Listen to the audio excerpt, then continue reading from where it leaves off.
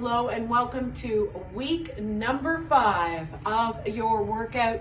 Tonight we've got the pop-up buster. I'm going to take you through the proper technique and ensure that you guys are keeping a nice neutral spine, your core is engaged, and we have correct breathing throughout all of these exercises. Now remember, we are progressing on weeks 1, 2, 3, 4. So as we go through, these are becoming more difficult. If at any time you need to ensure that you're doing proper technique and not do, for example, the more progressed version, go back to what we've done in the past or previous weeks and start there. Let's get started. Our first one, again, we always like to start with our legs, but today we're going to be doing 2 movements together.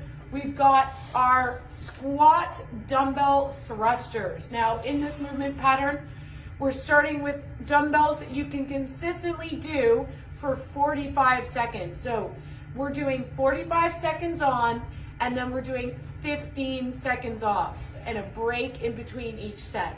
2 sets as we go through. Again, if you need more of a break, then take it. But try to push all the way through for that 45 seconds. So in this position here, we're popping the dumbbells up like that. You can use your leg. Once we're here, this is our ready position. We're going down using our legs and then thrusting up. Breathing out as we push up. Nice neutral spine, looking from the side.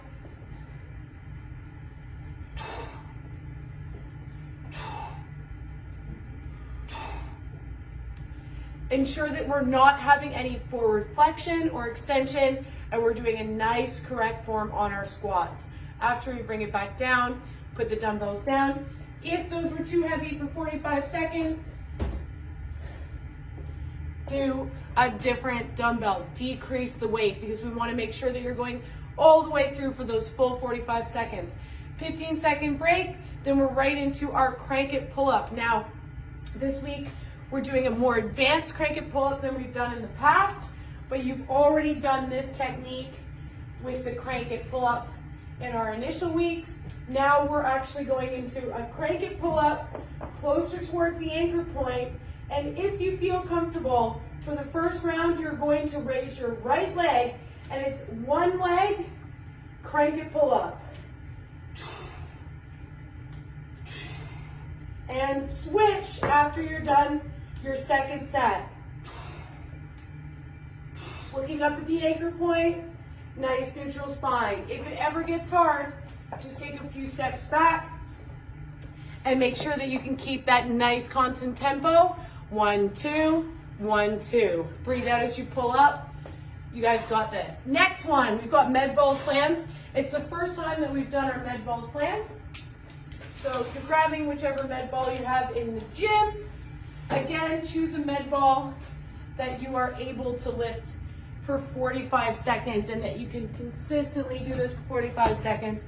This one will be a strength and cardio burn. So in this position, we're going up, if we can, up on our toes, squatting down and slamming the ball into the ground using our legs, really powering that through.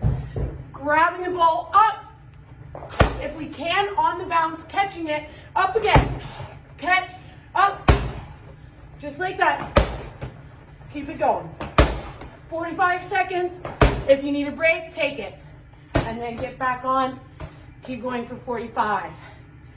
After our Medball Slams, we've got our step ups or box jumps, depending on what level you're at. So grab the step that you have in your gym or grab the box. If you're starting on step, we're going to do our right leg first. So we're going right leg up, back down, right leg up, back down, using your arms. On the second set, you're going to be using your left leg. Again, you're going to be feeling your legs. It's week number 5. We're not taking it easy here. So make sure you can finish that full 45 seconds. If you're really ready to push yourself, I'll have you go into box jumps. Now, what makes a complete box jump is balance on the top. So we're not going up and then just coming right back down. It's all the way up, balance, and then you can take a step off or jump up jump back down. Use your arms. Up, down. As you progress, you can get that box higher and higher depending on your skill level. Challenge yourself. Again, 45 seconds, 15 seconds off. After that, we're going into our major cardio of the session, which is either the Ski-Erg or the row. So I know you guys already know how to use the row quite well, but let me take you over to the Ski-Erg to ensure you know how to properly use that. All right, here we go. Over to our Ski-Erg. Awesome. Now, if you don't have a Ski-Erg, you can utilize the rowing machine or whichever cardio machine you have access to. You're going to be going 45 seconds, but preferably we're utilizing the Ski-Erg. With the Ski-Erg, we're bringing both arms up. In this position, just like cross-country skiing over in Canada, we're pulling down, using our legs, nice and wide, breathing out as we pull down.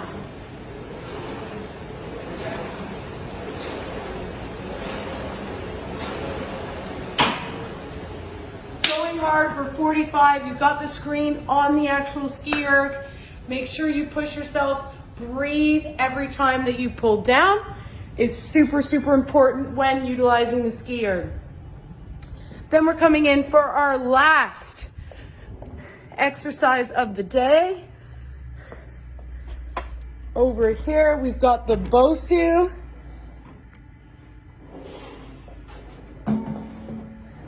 Let me clear some space so you guys can see. There we go. All right. So grab your BOSU. If you don't have a BOSU, you can also use a fit ball, but we're really going to challenge our core at the end of this session. So 45 seconds on. You can also use a 5 kg plate just to progress this. So I happen to have one right here, so I'll show you the advanced version.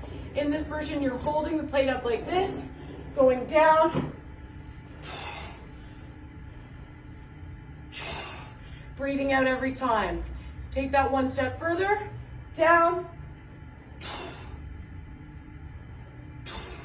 keep pushing, all the way through. If you get tired, drop the plate and go right into BOSU Crunches. Notice that you're going to be having to keep your balance on the BOSU or fit ball. That is all part of getting your core engaged throughout the entire exercise. Breathe out as you go up. If you've always wanted those awesome lines or a six-pack, that is what you're going to get if you continue to do that for 45 seconds, 15 seconds off. That's your last exercise of the day. Push it out. You've got 2 sets.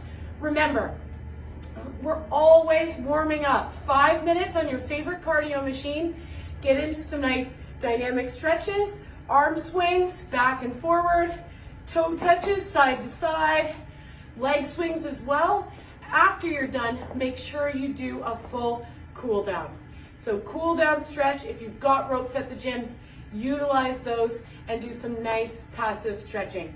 Thanks guys, have a great night. Again, that is week number 5, and that is your pop-up buster. Thanks guys, have a great night.